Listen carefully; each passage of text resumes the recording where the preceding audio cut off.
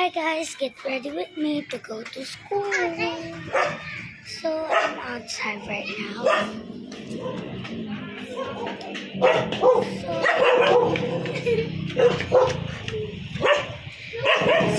We're going to the car because I need to go to school and my mom needs to go to work.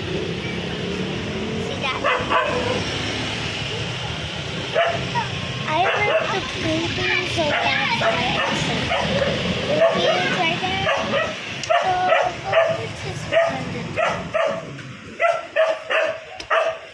So here's my sister. No, I'm going to school, guys. So this is my friend. This is my friend, guys. So she is biking, that's why. Hey! And I am Filipino and English. Because I am Bisaya. Bisaya. So Bisaya can speak English and Filipino. So I'm going to school.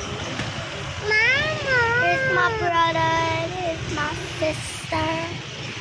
Wait, okay? When we go to the car. Hi guys! So nandito na kami sa coach. Yes, so I'm going to school because, you know, we have a test. But you're still videoing, bro.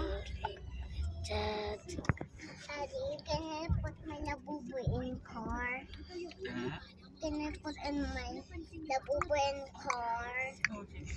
So, small bag coming today. May pasayarong bata kunin yan. All of us today. Because every test, we are small baggy.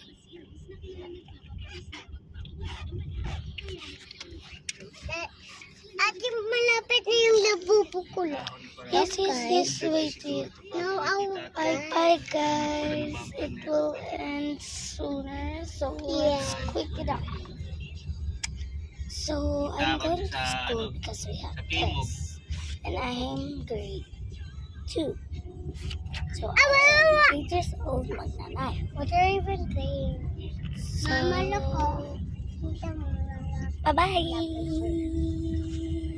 Bye-bye, guys. God bless you all. Bye.